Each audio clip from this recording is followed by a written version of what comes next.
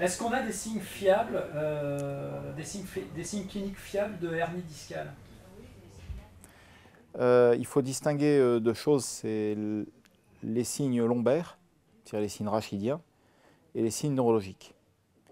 Euh, des signes véritablement fiables cliniques de hernie discale, on peut dire qu'il n'y en a pas. C'est toujours la conjonction de signes, c'est-à-dire la distinction et l'identification d'un syndrome qui va permettre de porter le diagnostic de hernie discale. Mais il n'y a pas un signe fiable de la présence d'une hernie discale. L'existence d'une sciatique peut être due à autre chose qu'une hernie discale. L'existence d'une lombalgie peut être due à une autre pathologie qu'une hernie discale.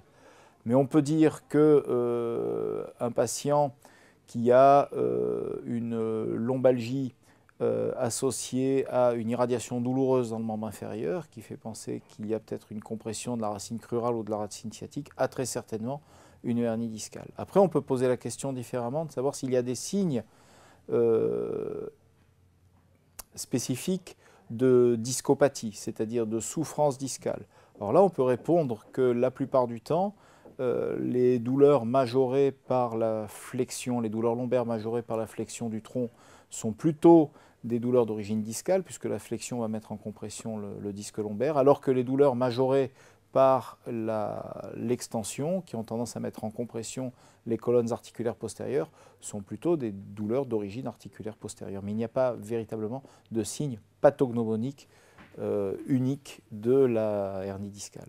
Elle peut se présenter sous de multiples facettes et c'est la conjonction et le mélange de beaucoup de signes cliniques qui vont permettre de dire s'il y a une hernie discale et surtout si cette hernie discale identifiée par la radiologie est responsable de la symptomatologie ou pas.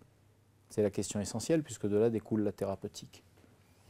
Est-ce qu'on peut parler de signes durmériens? Est-ce que c'est un terme qui est encore utilisable? Non, je pense que c'est un terme qui n'est pas utilisable parce qu'on ne peut pas être certain qu'un signe, quel qu'il soit d'origine durmérienne. À l'exception d'un seul, qui est peut-être la douleur lombaire ou la douleur radiculaire sciatique majorée par la flexion du rachis cervical. Étant donné que la durmère est un étui qui va couvrir la moelle épinière et les racines de la queue de cheval jusqu'au sacrum, on peut assez raisonnablement penser que la mise en tension de la durmère au niveau cervical, c'est-à-dire de jouer sur son élasticité en l'allongeant puisqu'on se met en flexion, va tirer sur la durmère lombaire et pouvoir majorer les signes cliniques. Mais c'est la notion de douleur durmérienne traîne de publication en publication, de génération en génération, de livre en livre, mais il n'y a pas véritablement de symptomatologie durmérienne.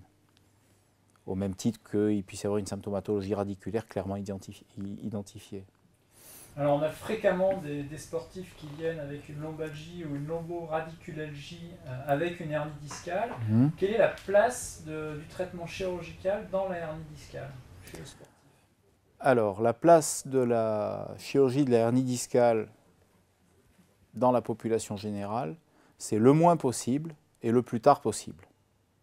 Alors, chez le sportif de très haut niveau ou le sportif professionnel, il y a quand même une contrainte de délai qu'il faut respecter, parce qu'on ne peut pas demander, on ne peut pas dire à un sportif de haut niveau professionnel qui gagne sa vie avec son sport, de dire voilà, vous allez vous arrêter de faire votre sport pendant 6, 8 mois, 1 an, et puis on verra si ça ne va pas mieux, on vous opérera. Donc ce n'est pas un discours qui est tenable. Il faut raisonnablement se donner le temps de l'efficacité du traitement médical, c'est-à-dire entre 2 et 3 mois de repos, d'arrêt du sport, de médicaments associant des anti-inflammatoires et des antalgiques, des infiltrations, des étirements, de la physiothérapie antalgique.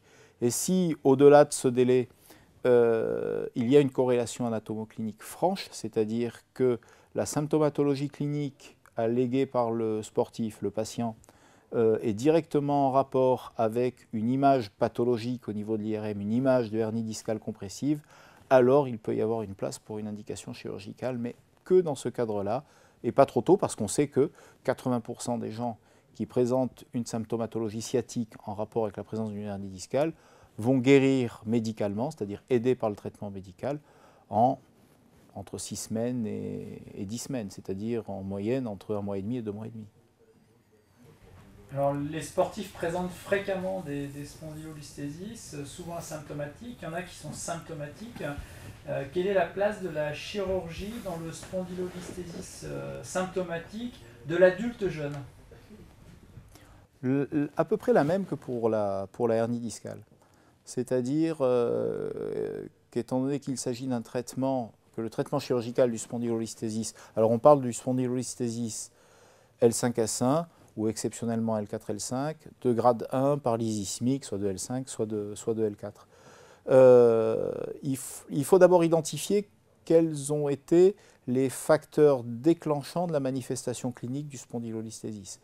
Est-ce qu'il y a eu une modification dans la technique d'entraînement? Est-ce qu'il y a eu un surentraînement? Est-ce qu'il y a eu un traumatisme? Et essayer de corriger ces facteurs d'aggravation par une rééducation adaptée. Ensuite, c'est mettre au repos, arrêt du sport bien sûr, des techniques d'élongation, d'infiltration et de traitements médicaux. Et si, après, il y a deux aspects à identifier. Soit le spondylolisthésis n'est symptomatique ou n'est gênant qu'à la pratique du sport. Et à ce moment-là, il faut essayer d'identifier avec le sportif les raisons qui le poussent à poursuivre le sport et de savoir s'il est véritablement motivé pour poursuivre ce sport-là. Et s'il l'est, s'il a besoin de ce sport-là, si c'est un professionnel, à ce moment-là, on peut poser une indication chirurgicale, mais après plusieurs mois de tentatives de traitement médical, poser une indication chirurgicale en sachant qu'en fonction du sport, il faudra attendre entre 3 et 6 mois avant qu'il puisse reprendre le sport à son niveau. Deuxièmement, deuxième cas de figure, c'est beaucoup plus simple. Le spondylolisthésis est devenu symptomatique et il est symptomatique à la fois dans le sport mais surtout dans la vie de tous les jours. Et ce spondylolisthésis l'empêche de mener une vie sociale et familiale normale. Et à ce moment-là, bon, je veux dire, on pose une indication opératoire, mais non pas dans le cadre de son sport, dans le cadre de sa vie de tous les jours.